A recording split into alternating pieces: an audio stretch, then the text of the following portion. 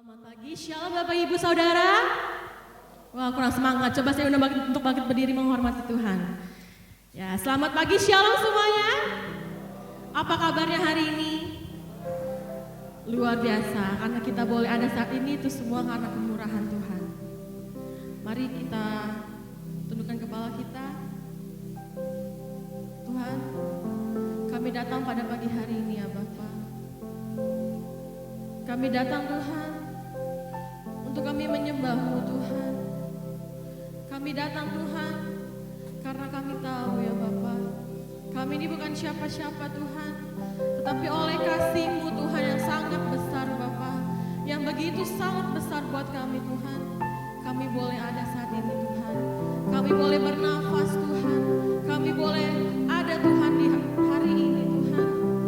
Itu semua karena anugerah-Mu ya Bapa.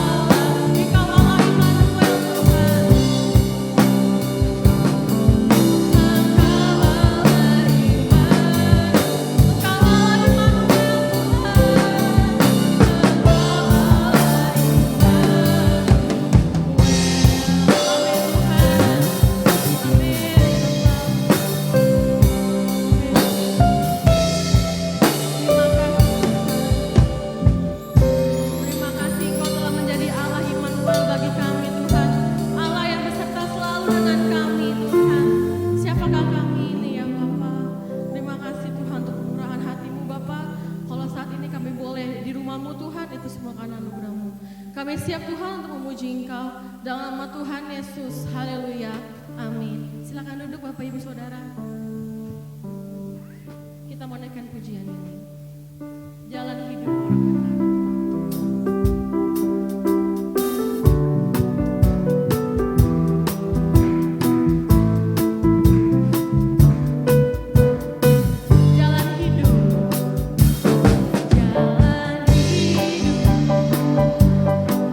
orang benar. Diterangi oleh cahaya firman Tuhan.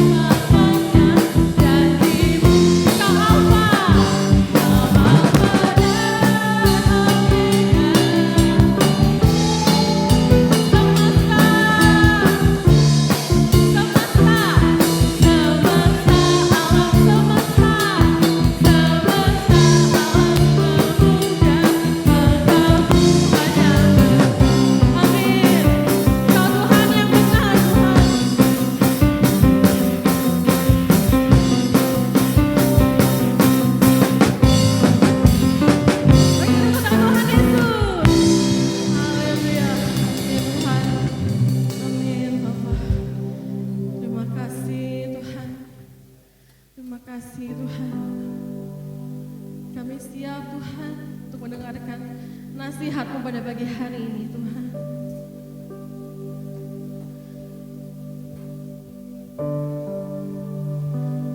Kami kagumi akan kebaikan-Mu Tuhan. Kami kagumi akan kebesaran-Mu Tuhan. Belum pernah Tuhan ada dunia yang bisa menerima kami apa adanya Tuhan. Kita manakan pujian ini.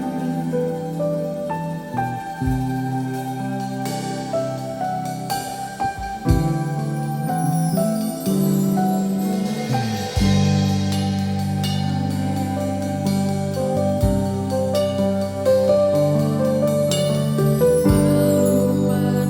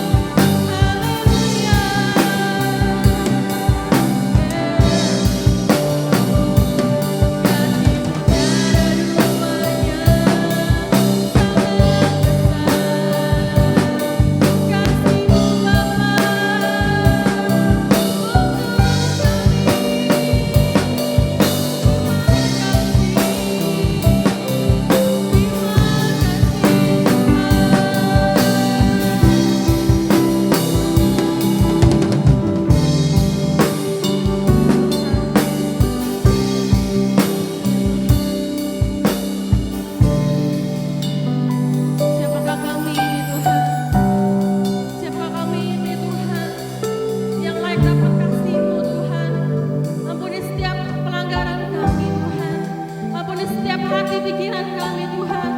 Biar Kau kuasai pada pagi hari ini ya Bapa. Mari saudara yang katakan ini, aku kagumi Kau dalam hati.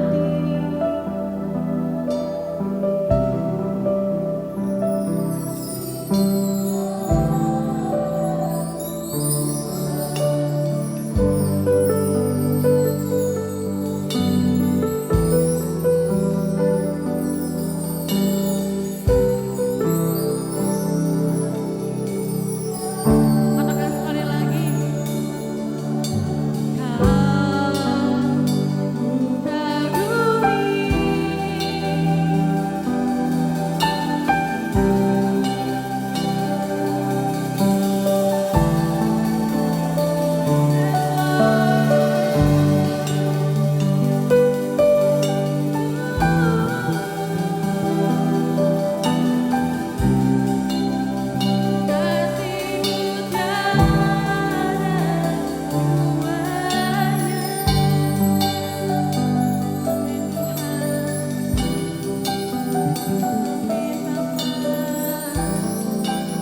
Terima kasih Tuhan untuk kasih-Mu ya Bapa.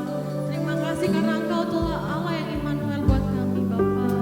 Tuhan ampuni hati kami, Tuhan ampuni pikiran kami Tuhan. Kau kuasai pada pagi hari ini pikiran kami semua Tuhan. Mata hati pikiran kami tertuju kepada Engkau Tuhan. Tuhan berkati untuk Bapak Gembala pada pagi hari ini. Kau berkati lidah bibirnya Bapa, sehingga nasihat-Mu yang keluar pada pagi hari ini Tuhan. Tuhan, kami siap mendengarkan firman-Mu. Berbicara Tuhan melalui hamba-Mu. Dan Tuhan, kami siap Tuhan. Kita angkat pujian sekali lagi, refnya saja. Untuk mengimbau sesaat kepada Bapak Gembala. Kau kagumi.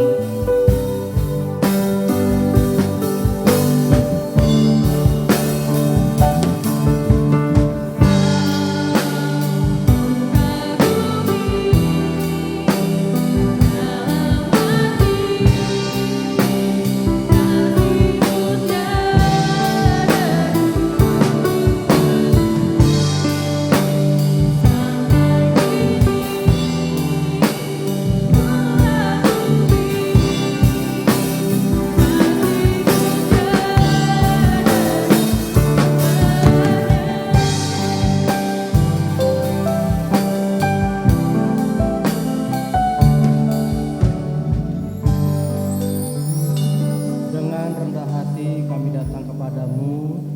Kami rindu Tuhan, Engkau melawat kami. Kami percaya Tuhan, setiap kehadiran kami di hadapan-Mu, maka di situ Engkau mempunyai rencana yang indah buat kami.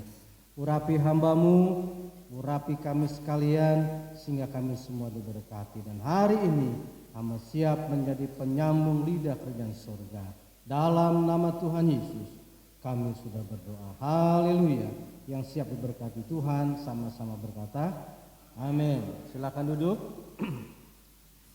Selamat pagi dan puji Tuhan. Shalom. Doa saya kita selalu ada dalam perlindungan Tuhan, kita selalu dijaga oleh Tuhan. Harapan saya kita semua tetap semangat, jangan pernah menyerah dengan situasi kondisi yang kita masih dan sedang hadapi hari-hari ini. Nah, mari kita bersama-sama menyelidiki pesan Tuhan yang merupakan hari ini pesan yang luar biasa, dan tentunya juga saya siap menjadi penyambung lidah kerajaan surga. Kalau Bung Karno menulis buku penyambung lidah rakyat, kalau saya penyambung lidah kerajaan surga. Nah, hari ini kita lihat dari kitab 1 Petrus pasal yang kelima ayat 1 sampai 3. Demikian bunyi firman Tuhan. Tentu di belakang carinya ya. 1 Petrus pasal 5 kita akan membuka, kemudian kita akan membaca itu ayat yang pertama sampai ayatnya yang ketiga. Sudah ketemu ya Bapak Ibu Saudara? Sudah? Oh, kalau bisa yang bawa kitab dari depan. Saya akan membacakan dari terjemahan lama. Intinya sama. Demikian bunyi firman Tuhan.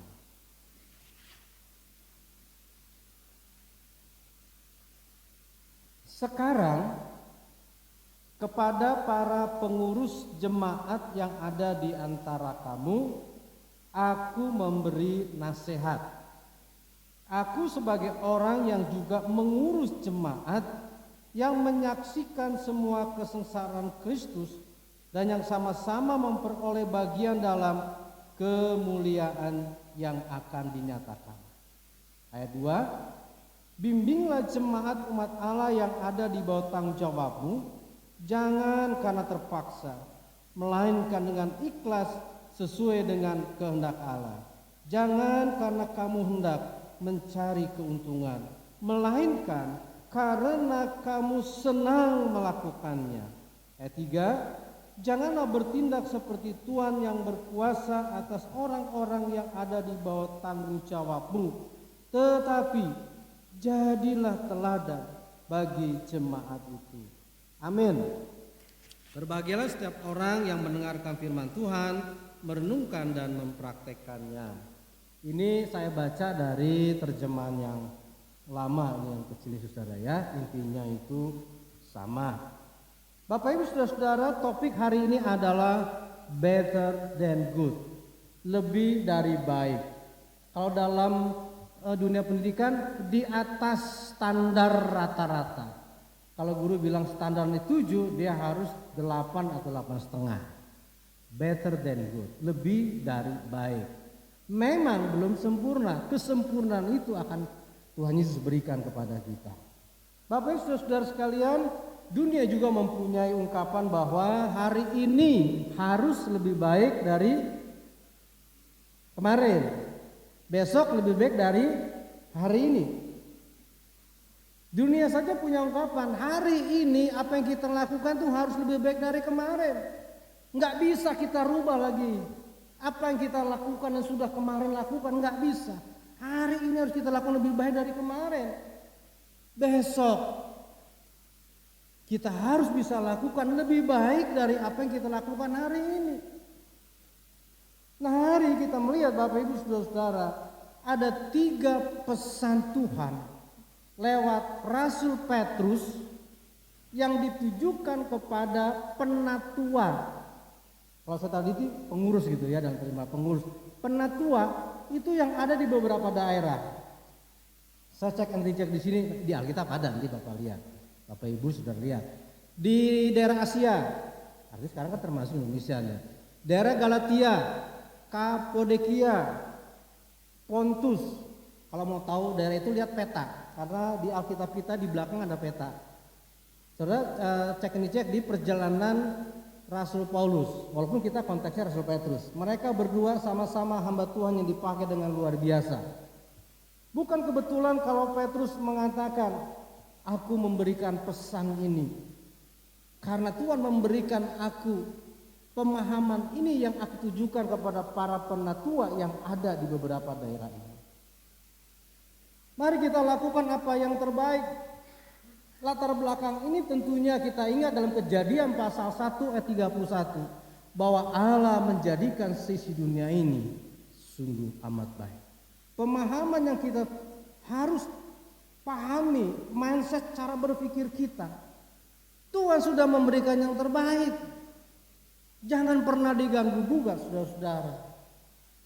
Tuhan selalu memberikan yang terbaik. Kejadian pasal 1 ayat 31. Allah memberikan, Allah menjadikan, termasuk kita, memberikan apapun yang memberikan, sungguh amat baik. Itu sebabnya Allah memberikan pemahaman kepada Rasul Petrus untuk ditujukan kepada para penatua, karena mereka di pemimpin yang bertugas bertanggung jawab kepada jemaat yang mereka layani. Siapakah Simon Petrus? Simon Petrus adalah murid yang paling pertama. Yang paling pertama bersama Andreas menjadi murid Tuhan Yesus. Kalau di skala urutan itu Andreas dulu, karena Andreas yang ngajak Petrus. Pet, kenal sama Yesus, yuk saya ajak. Nah, Andreas bawa Petrus. Ini 2 orang pertama kenal Tuhan Yesus. Siapa Simon Petrus? Simon Petrus adalah murid inti, tim 12 murid inti, karena Yesus punya murid tim 12, tim 30, tim 70, tim 120. Dari mana tahu? Ya kita baca kitab. Simon Petrus adalah murid inti Tuhan Yesus. Selama 3,5 tahun Yesus memproses kehidupan Simon Petrus dan rekan-rekannya. Artinya gini, ini kan proses pembelajaran. Menjadi anak Tuhan kita siap diproses, siap mengalami yang namanya proses pembelajaran. Kita yang sekolah tahu dah yang namanya belajar. Enggak mesti cuma denger, tapi nanti kita dites. Zaman saya dulu tuh ulangan harian, ulangan tengah semester gitu ya. Ulangan tengah semester UTS, sekarang namanya PTS. Saya bilang kok PTS perguruan tinggi swasta? Bukan katanya. Gitu ya. Ujian atau ulangan akhir semester. Proses pembelajaran ada tes loh. Tuhan menguji, maaf bukan mencobai ya. Tuhan menguji saudara harus siap dalam proses pembelajaran. Simon Petrus juga sebagai murid, dia diproses. Mengalami jatuh bangun saudara-saudara. Kita menjadi anak Tuhan juga seringkali diproses mengalami jatuh bangun. Jangan jatuh melulu, harus bangun. Nah, peristiwa di Danau Tiberias mengubah Simon menjadi Petrus. Petrus sempat mengalami jatuh bangun 3,5 tahun. Sampai detik ketika Yesus juga akan disalib. Bahkan sebelum Yesus ditangkap di Taman Getsemani. Bahkan sebelum kalau urutan itu dengan sombong. Simon Petrus berkata, kalian boleh meninggalkan guru. Nih saya. Kan kesombongan juga kejatuhan saudara. Jangan sombong dalam melayani, dalam berbisnis, bekerja apapun usaha gitu. Usaha saya lebih sukses. Enggak boleh saudara. Petrus nih Simon mengalami jatuh bangun. Tapi peristiwa Danau Tiberias ketika Yesus dia bangkit dan mau ke surga, dia bilang lewat pertanyaan kepada Simon ini, hai Simon anak Yohanes, silsilah keturunan rupanya Simon Petrus keturunan si Yohanes, bukan yang pembaptis, bukan saudara ya. Apakah engkau mengasihi aku? Kalimat ini pemahaman pertama, Yesus bilang begini, selama ini engkau lebih mengasihi Danau Tiberias. Perhatikan kalimatnya, hai Simon anak Yohanes, apakah engkau mengasihi aku? Lebih dari Danau Tiberias. Artinya engkau ini mengasihi Danau Tiberias karena danau ini memberikan kehidupan lewat ikan yang kau makan. Kita masuk poin yang pertama. Pesan Rasul Petrus kepada jemaat yang ada di beberapa daerah. Pesan yang pertama apa? Petrus memberikan nasihat. Mari saudara-saudara sekalian, kita lebih fokus kepada kehidupan kekal dan juga memperhatikan kehidupan yang kita jalani ini. Saya ulang. Kita lebih fokus, Petrus mengatakan kepada jemaat di beberapa daerah ini, aku memberikan nasihat kepada kamu. Perhatikan tuh pasal 5 ayat 1. Aku memberikan nasihat. Nasihat apa yang pertama? Lebih fokus kepada kehidupan yang kekal dan juga memperhatikan kehidupan yang kita jalani. Hai Simon anak Yohanes, apakah engkau mengasihi aku lebih dari danau ini? Engkau mengasihi Danau Tiberias karena danau ini memberikan sumber makanan buat kamu dan keluarga kamu. Petrus kan menikah. Nah, ketika saya ke Israel, ketika ada tempat daerah mertuanya Simon Petrus, rombongan bilang, wih Pak Petrus ini ke rumah mertuanya dong. Iya. Ibu mertuanya ada enggak? Waduh lagi ke pasar enggak ada. Bisa aja guna. Udah berkeluarga. Saudara-saudara sekalian, hari-hari ini mari kita juga lebih fokus kepada kehidupan kekal. Tapi jangan lupa juga memperhatikan kehidupan yang kita jalani.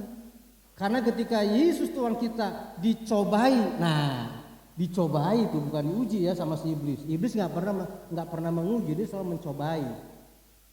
Ketika iblis mencobai, engkau kan anak Allah, rubahlah batu jadi roti. Yesus bilang begini, manusia hidup bukan hanya oleh roti saja. Artinya manusia memang hidup oleh roti. Engkau harus perhatikan roti, makanan jasmani engkau harus perhatikan. Tapi engkau harus lebih fokus kepada makanan rohani. Karena manusia hidup bukan hanya oleh roti, tapi oleh setiap firman. Firman ini, sabda ini memberikan kehidupan kekal kepada kita.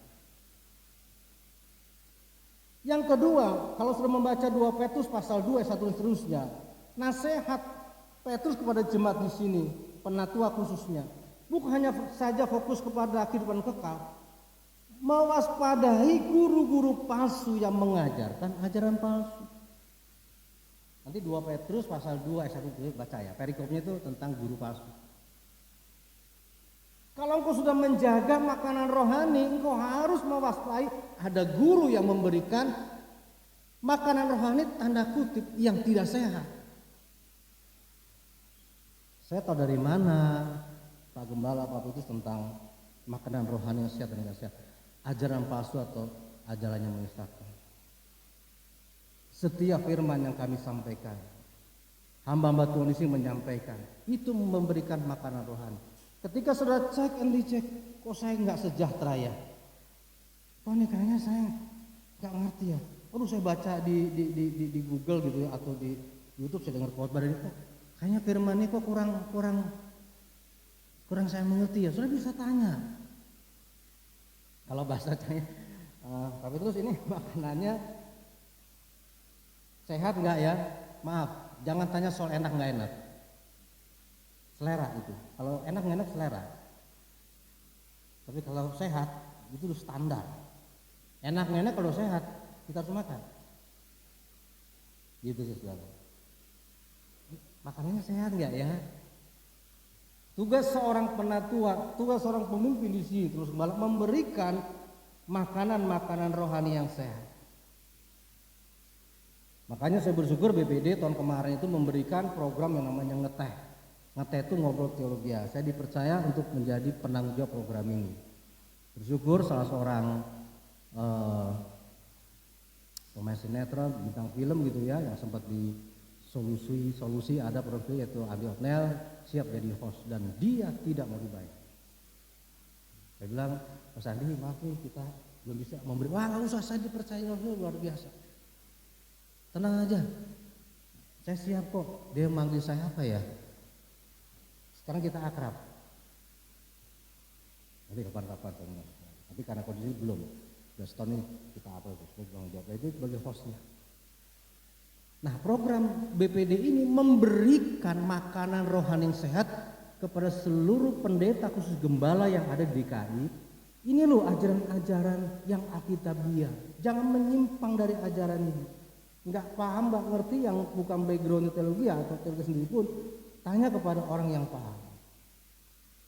Saya sendiri kalau ada yang nggak ngerti ya, saya tanya sama orang yang saya punya pemikiran dia memang di atas saya lah, secara akademis, secara kedewasaan rohani. Saya sering konsultasi.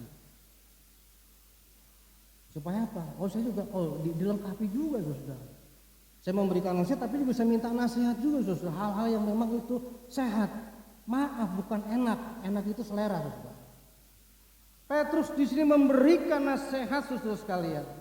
Jadi pesan yang pertama aku berikan nasihat, fokus kepada kehidupan yang di dalamnya ada kekekalan. Fokus kepada makanan rohani yang sehat. Waspada guru-guru palsu yang mengajarkan ajaran-ajaran tidak sehat.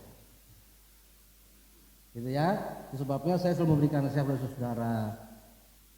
Kalau kita lagi ibadah online, jangan sampai nggak pernah dibuka YouTube-nya. Saudara menge-like atau enggak urusan saudara. Kalau gereja, dilihat dong supaya kitanya banyak apa tuh Pak namanya. Kita nggak butuh itu. Yang kita butuh saudara mendapat makanan rohani menyehatkan iman saudara-saudara. Ya, kadang-kadang kok ini sedikit. Kita sih bukan soal itunya. Yang penting jemaat sudah buka, mendengar firman, diberkati. Yang kedua, saya sering mengatakan hati-hati dengan guru-guru palsu, pengajaran-pengajaran yang tidak alkitabiah. Pada akhir zaman ada banyak pengajar-pengajar. Nah kalau nggak sejahtera bisa konsul dengan kami. Jangan saya ulang sekali, jangan kita undang orang-orang yang tidak kita kenal Yang pengajarannya belum tentu benar, saudara. Ya. Pesan yang kedua, dalam ayat yang kedua mari kita melihat. Dalam ayat yang kedua dari pasal 5 dikatakan, jadilah teladan. Nah, jadilah teladan di sini dalam konteks kemudian saya hubungkan dengan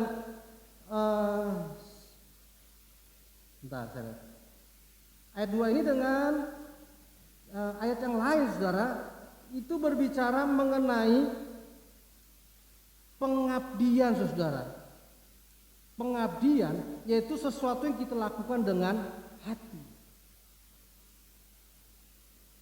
Petrus mengatakan kepada jemaat khususnya penatua di beberapa daerah ini, jadilah engkau teladan. Artinya ketika engkau menjadi teladan, engkau mempunyai pengabdian diri, maka di situ ada yang namanya melakukan sesuatu dengan hati. Karena ayat ini mengatakan jangan kau melakukan dengan terpaksa untuk kepentingan dirimu sendiri. Berarti itu ada udang di balik rempeyek. Kalau engkau menjadi teladan, engkau lakukan apapun, mau masalah rohani atau jasmani, melayani, bekerja, berdagang, berusaha apapun, ketika engkau melakukan dengan hati, saudara-saudara, maka di situ engkau akan diberkati Tuhan. Karena kalau orang melakukan dengan hati, itu hasilnya pasti bagus. Saya sendiri tadi pagi sudah memberikan contoh. Om Lewi itu kalau bekerja, kalau apapun dia pasti melakukan dengan hati.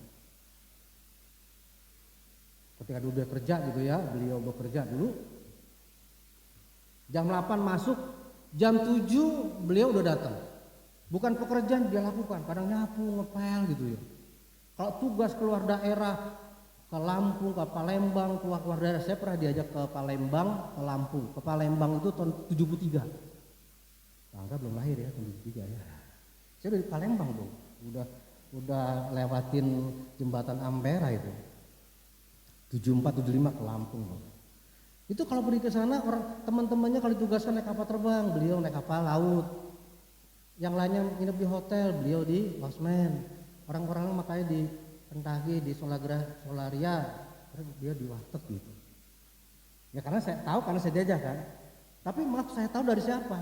Dari teman-temannya. Teman-temannya kan memang kan 98% orang-orang Tenglang, Chinese. Sini lu. Para Chinese biasanya kan luwuh, sini lu. Papa lu, orangnya rajinnya gitu. Sehingga satu saat karena melakukan dengan hati, beliau sempat ditugaskan menjadi kepala cabang. Saya lupa di Pontianak, Samarinda atau di Makassar. Dapat rumah dinas, kendaraan dinas tahun 2 kali bisa pulang ke Jakarta. Tapi beliau justru memilih untuk menjadi hamba Tuhan. Hasilnya luar biasa. Artinya dia lebih memfokuskan hal-hal kekekalan. Kemudian dia melakukan dengan hati. Ketika dia melakukan hati, maka ada banyak saudara. Bukan hanya beliau diberkati, beliau juga memberkati dalam hal ini. Kalau kita melakukan apapun dengan hati, hasilnya pasti baik saudara. Jangan kayak Pak Ogah ya, tapi ceceng dulu. Cepet udah nggak laku paten sekarang. Dulu cepet dulu enggak sekarang, tapi ceceng dulu gitu. Coba deh kita jadi tukang ojek gitu, melakukan hati gitu. Pas sampai siang. Oh ya, sekarang Pak, tujuan mana Pak? Oke, kita hati-hati Pak ya. Oh jarang banget nih tukang ojek begini gitu ya, atau grab, wah jarang gitu ya. Datang ke restoran ke ini, pegawainya, mari Pak silakan, ada yang bisa dibantu Pak. Aduh, ini yang di sini ada komennya seperti ini gitu. Jangan ketika kita kerja, aduh, kadang-kadang kalau kita ngajar gitu, kadang-kadang kalau saya pikir, mana gurunya lagi seter Pak? Aduh. Hasilnya nggak maksimal tuh.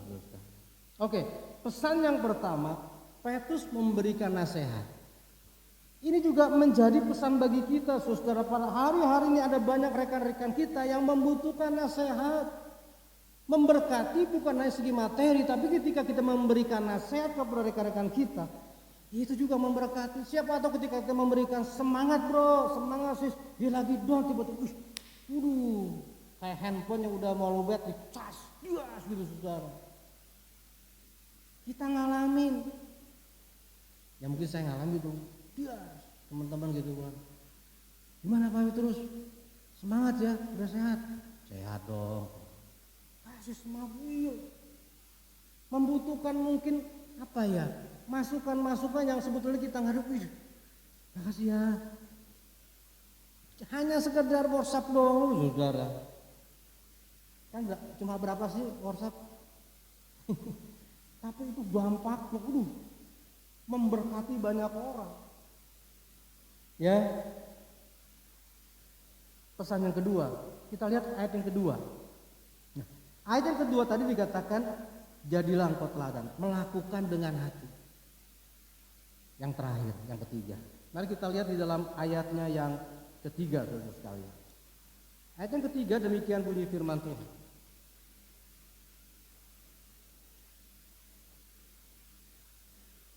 Oh, maaf, ayatnya tadi saya baca yang ketiga ya, salah ini saudara. Ayatnya yang kedua itu, karena kamu senang melakukannya. Ini terjemahan lama saudara sekalian. Maaf, ini terjemahan lama. Kalau kita melakukan sesuatu dengan senang hati saudara sekalian, pasti orang juga akan sangat diberkati. Ketika kita melakukan dengan hati yang penuh saudara sekalian, kalau dalam sekolah minggu itu kan happy gitu. Apapun yang kita lakukan itu sangat memberkati.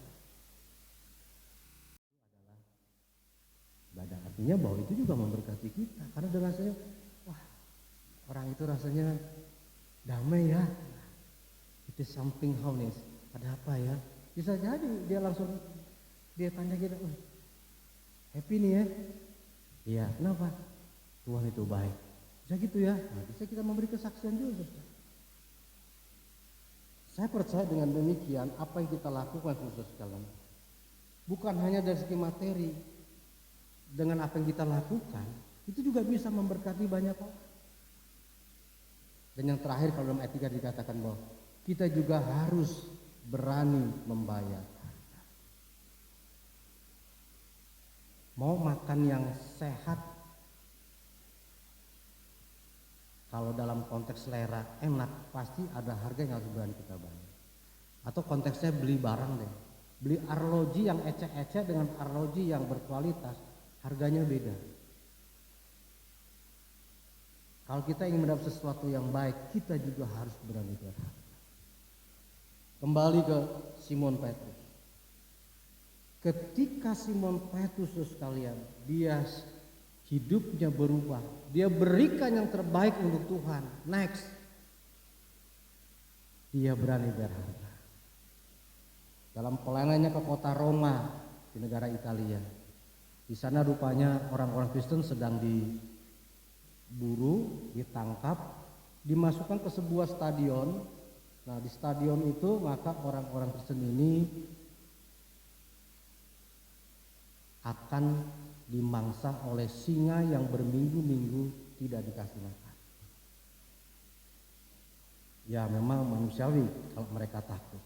Petrus tahu hal ini, makanya kemudian Petrus dia pergi ke stadion itu. Ketika dia pergi ke stadion, singkat cerita banyak murid-muridnya berusaha untuk menolong. Pak, Bapak jangan ke sana Pak, Bapak target utama. Udah Bapak menyelamatkan diri, kita akan atur Pak supaya Bapak bisa keluar dari kota Roma ini. Petrus justru bilang begini, Yesus sudah berani bayar harga menebus dosa kita. Kita juga harus berani ikut Tuhan membayar harga. Mereka tetap sudah berusaha untuk membuat Petrus ini bergeming dan perusahaannya untuk menyelamatkan. Petrus bilang, saya akan tetap ke stadion itu. Singkat cerita, Petrus kemudian ke stadion itu di kota Roma itu. Dia berdiri di atas stadion itu, kemudian dia melihat ke bawah, ada beberapa orang Kristen yang memang mengalami ketakutan karena sudah dilepas itu singa-singa yang buas.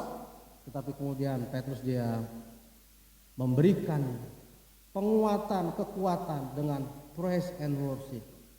Mereka yang di bawah melihat dan mereka enggak aneh itu suaranya Rasul Petrus. Mereka dikuatkan dan mereka punya kesiapan menghadapi apa yang harus mereka lakukan sebagai anak-anak Tuhan. Mereka memang kemudian dimakan oleh singa, tapi kemudian Petrus ditangkap. Kemudian ketika Petrus mau disalib, Petrus bilang begini, jangan salibkan saya seperti guru saya, Anak tepi salib. Oke, kalau nomor salib saya, kepala ke bawahnya, kaki saya di atas. Saya nggak layak. Kalau bahasa sederhananya, Petrus mempunyai sifat rendah hati.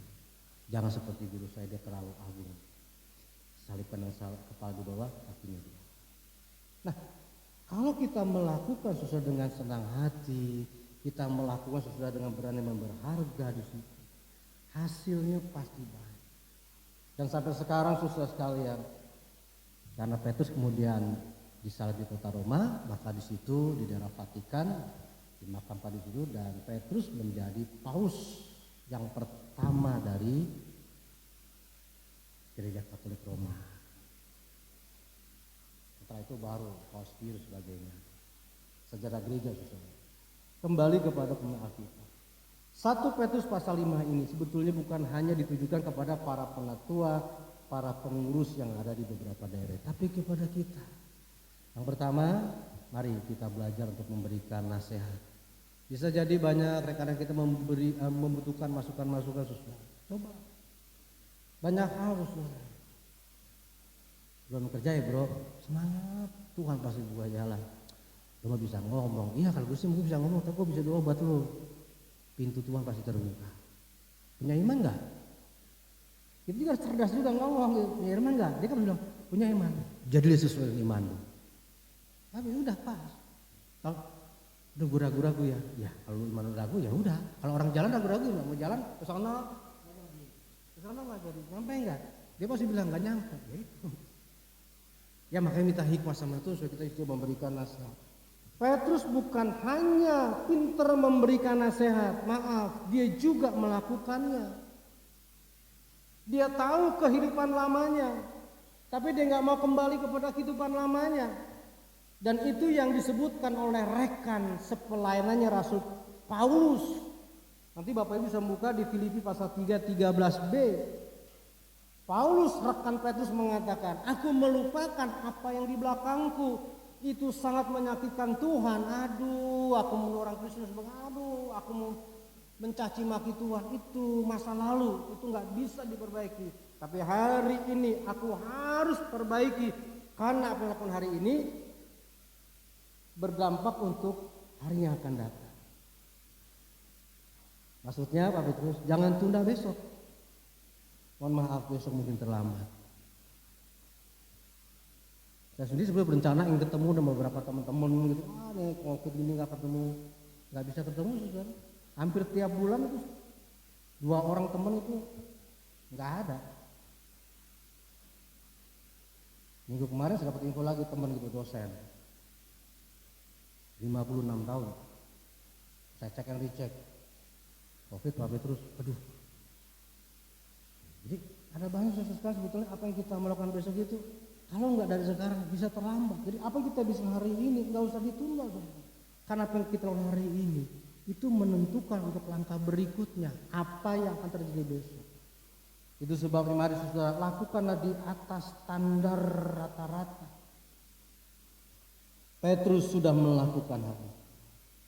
Ketika dia sudah melakukan itu, saya percaya itu menyenangkan Tuhan. Dia bagikan kepada para pengurus, para penatua. Tentunya ini pengurus akan memberikan kepada jemaatnya. Nah jemaatnya ini juga belajar sama, memberikan apa yang sudah dipesankan oleh Rasul Petrus. Itu sebabnya saya tidak pernah bosan untuk memberikan nasihat. Hati-hati sama guru-guru palsu.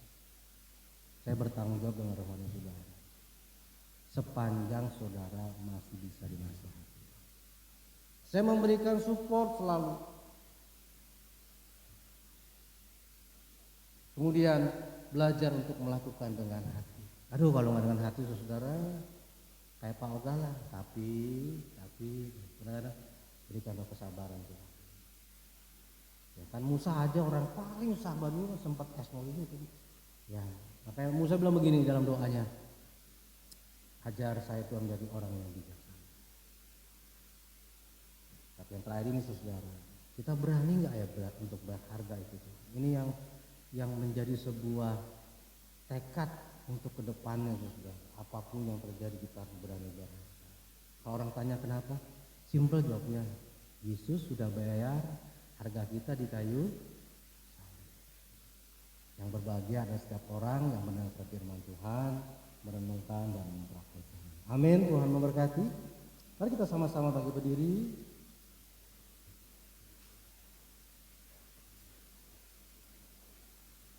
Kita minta dengan rendah hati melalui satu pujian, Bapa sentuh hatiku. Bisa jadi karena kita keras kepala, bisa jadi karena kita nggak bisa disentuh oleh apapun. Kuasa Tuhan hari ini melalui Bapa di surga bisa menyentuh ketika kita membuka hati.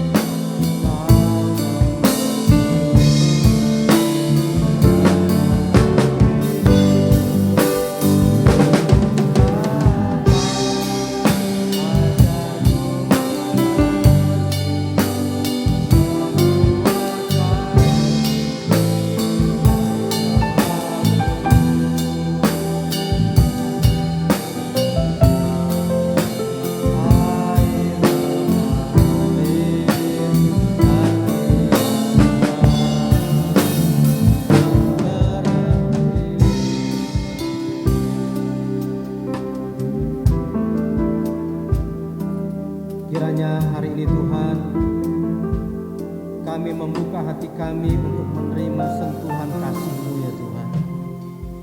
Tidak ada yang bisa lakukan selain kami hanya mengandalkan dalam hidup ini. Ampuni dosa kami, ampuni kesalahan kami ya Tuhan. Jika selama ini ya Tuhan, kami mengeraskan hati dengan nasihat-nasihat firman-Mu. Kami belum bisa ya Tuhan menjadi teladan. Kami belum bisa membayar harga mengikut Bahkan kami tidak mempunyai pengabdian di melakukan sesuatu yang terpaksa. Tapi hari ini Tuhan, kiranya Engkau sentuh hati kami. Untuk kami ya Tuhan, lebih baik hari-hari yang akan datang kami benar-benar siap menerima nasihat, siap melakukan dengan pengabdian diri atau melakukan hati, dan bahkan kami berani berhati. Terima kasih Tuhan. Maka dengan penuhan syukur pada pagi ini kami terima kebenaran firman dalam nama Tuhan Yesus, Gembala kami yang aman. Haleluya, haleluya. Puji Tuhan. Yang sudah diberkati kita sama-sama berkata amin. Silakan duduk. Baik, sebelum kita akan pulang ke rumah kita masing-masing, maka saya kembali memberikan nasihat untuk saudara. Yang pertama, jangan takut yang sudah terima jatah divaksin.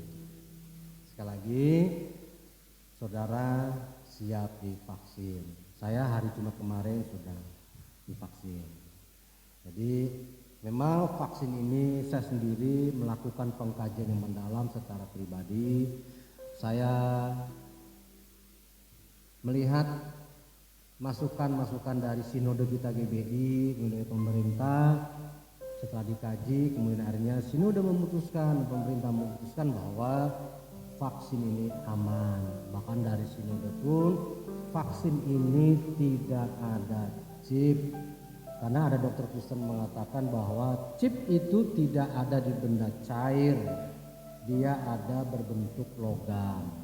Jadi dokter dibilang ketika saya divaksin, ini dokter gitu ya, saya lihat nggak ada logamnya. Karena kalau disuntik itu ada logamnya, itu sakitnya bukan setengah hidup, setengah mati, hampir mati, sakit banget karena ada logam. Nah ini nggak ada logam. Jadi next ketika sesuatu tiba orang-orang yang divaksin sakit, nah itu kan harus kita hati-hati. Kita dukung pemerintah bahwa vaksin ini aman. Saya sudah, dan jemaat di sini juga ada beberapa yang sudah ikut vaksin. Aman saudara ya, gitu. Kalau bisa memang kita secepat segera gitu. Yang kedua Bapak Ibu saudara sekalian, tetap kita harus menjaga kesehatan, baik kesehatan jasmani terlebih kesehatan rohani kita. Kita nggak tahu ya kita sampai kapan. Jangan pernah merasa yang paling muda paling belakangan. Saya lihat kan beberapa yang lebih muda-muda malah lebih dulu saudara gitu ya. Kalau kita mengatakan bisa jadi rumahnya sudah di surga, kalau mau ditempatin ntar ditempati orang lain gitu, maka ya udah tinggal terima dengan ikhlas. Jadi jaga kesehatan jasmani ya 5M lah gitu ya, menjaga jarak, masker, mencuci tangan, menjaga imun supaya kita aman ya. Kemudian untuk makanan rohani ya sering saudara kalau ibadah online buka YouTube-nya. Ya mungkin kalau nggak jam 6 setengah 7, yang penting saudara buka supaya ada makanan rohani gitu ya. Mau pribadi mau secara mesbah keluarga silakan, karena itu memperlengkapi saudara bukan hanya sehat rohani tapi juga saudara sekalian imannya semakin bertumbuh. Minimal kalau ada ajaran dari guru-guru palsu itu saudara bisa konsultasi dengan kami, ini gimana ya gitu. Saya sendiri kalau nggak ngerti saya tanya sama yang di atas senior saya, atau minimal yang setara tapi dia secara teologis memang di atas saya. Bahkan ada adik kelas saya yang lebih paham ngerti. Saya nggak malu, saya sering tanya. Ini gitu. Kadang mereka ini guru besar, kadang mereka seringkali manggil saya prof, tapi bukan profesor, provokator gitu katanya. Ya, saya nggak tanya, saya kan kurang. Saya kan dari segi pendidikan, Anda kan teologianya saya lebih paham. Jadi nggak ada salahnya kita tanya. Saya sendiri dengan yang ini saya mau tanya, sebab ada ungkapan malu bertanya sesat di lautan. Nah, di lautan nggak ada yang bisa kita tanya kecuali ikan hiu, ikan paus. Kalau di daratan ada tukang ojek kita bisa tanya ya. Yang ketiga, terima kasih untuk saudara yang setia mengembalikan persepuluhan, memberikan korban tantangan, dan juga mendukung untuk kegiatan operasional gereja kita. Kemudian yang keempat, dukung doa untuk program gereja kita, karena di Raker sudah ambil beberapa poin di mana kami tim inti akan mengadakan Zoom meeting dan memutuskan. Di antaranya kita akan mengadakan peduli kasih. Kita akan melihat jemaat-jemaat yang membutuhkan dukungan mengenai peduli kasih ini, atau modal dan sebagainya, atau apapun yang kita lihat memang dia loyal kepada GBI, yang memang dia setia, ya kenapa enggak kita akan memberikan untuk peduli kasih ini. Kita akan lakukan ini karena tujuannya apa, saudara? Ya menyenangkan Tuhan, memberkati jemaat. Mohon maaf, mungkin selama ini yang nggak pernah dengar, kita nggak pernah mengekspos apa yang kita berikan gereja sama jemaat, kita nggak pernah mengekspos karena kita punya pandangan kasih tangan kanan, tangan kiri nggak usah tahu lagi, ya. Jadi kalau ada orang yang mengatakan kita nggak ada reaksi, nggak ada apa, ya kalau saya sih saya nggak akan tanggapi. Ya seharusnya jadi doa bahwa kita lakukan ini itu sebetulnya kita lakukan dengan hati, dengan diam-diam, asal nama Tuhan dipermuliakan. Nah ini yang saya perlu informasikan Bapak Ibu Saudara, tetap semangat, jangan pernah menyerah, jangan khawatir, gereja selalu steril. Kita berusaha untuk gereja ini disemprot dan sebagainya. Ini kadang-kadang juga mic ini karena diganti ininya nih saudara, ini tangga ya, ini masih terus apapun. Banyak hal saudara yang saya juga nggak bisa kemukakan, nah, itu kan karena partisipasi jemaat Tuhan. Tuhan memberkati saudara yang berdoa. Terus kita setia Tuhan. Amin. Selamat hari Minggu, kita bangkit berdiri, kita tutup dengan pujian Sebab Kau Besar.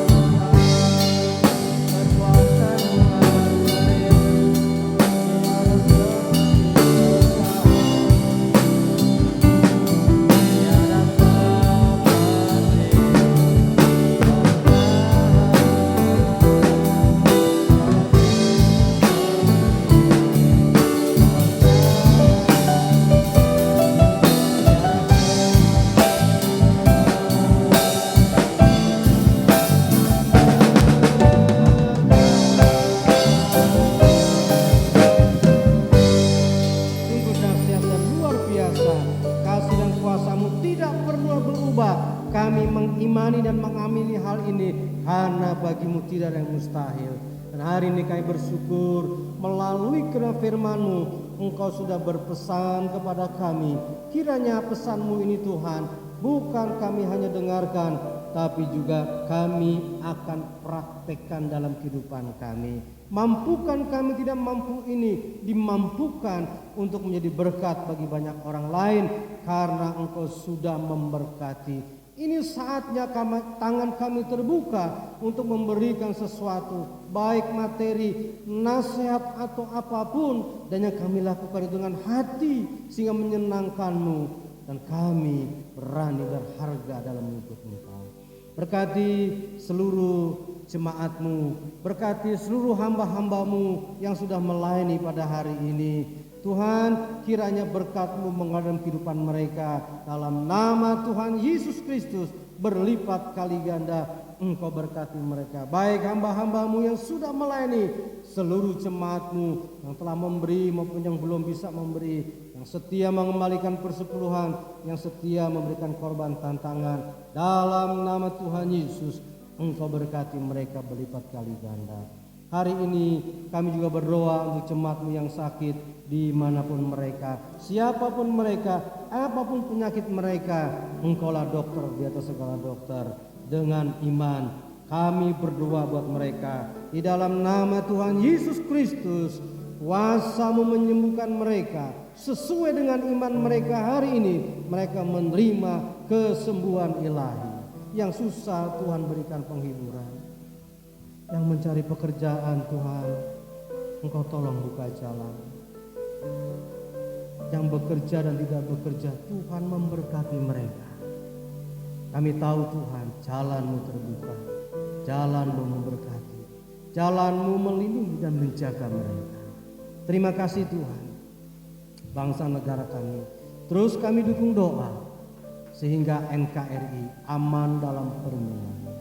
Tuhan berikan semangat untuk para tenaga medis dimanapun, di rumah sakit manapun yang mereka bekerja.